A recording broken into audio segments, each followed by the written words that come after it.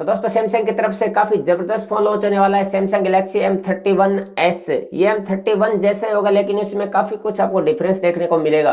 तो M31 से कितना इसमें डिफरेंस है वो इस वीडियो में बात करेंगे। जो सैमसंग ने दिखाया है ये सैमसंग गैलेक्सी M31s ही है। तो इसकी लॉन्च डेट और प्राइस के बारे में बताऊंगा और M31 से इसका एक पूरा कंपैरिजन करके आपको बताऊंगा कि M31 से ये कितना बेटर है या नहीं है। इसके जो पूरे स्पेक्स है वो सभी इस वीडियो में आपको पता चल जाएंगे।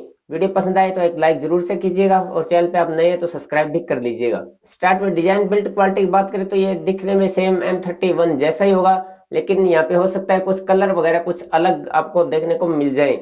इसमें भी आपको पॉलीकार्बोनेट यानी प्लास्टिक की बॉडी देखने को मिलेगी।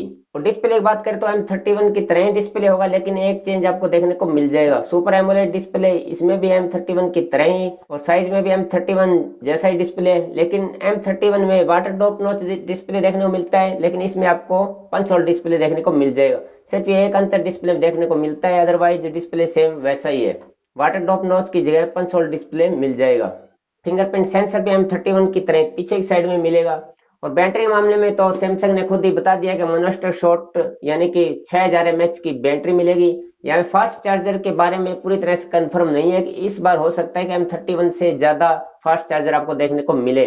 30 वाट का फास्ट चार्जर देखने को मिल सकता है M31s में, लेकिन पूरी तरह से कंफर्म नहीं है। परफॉर्मेंस के मामले में एक्जिनोस का 9611 का प्रोसेसर मिलेगा जो M31 में मिलता है। तो परफॉर्मेंस काफी अच्छी दे देता है एक्जिनोस का 9611 का प्रोसेसर। तो आपको गेमिंग वगैरह यूज करने में आपको बिल्कुल भी प्रॉब्लम नहीं आएगी। और दोस्तों कैमरे की बात करें तो वैसे जो क्वाड कैमरा का सेटअप है M31 वाला ही है। 64 मेगापिक्सल का मेन कैमरा है जिसमें सैमसंग का ZW1 का सेंसर दिया जाएगा। 8 मेगापिक्सल का अल्ट्रा वाइड का, 5 मेगापिक्सल का मैक्रो, 5 मेगापिक्सल का डेप्थ सेंसर। ये सेम M31 वाला है कैमरा, लेकिन यहाँ पे आपको कुछ अंतर देखने को मिलेगा।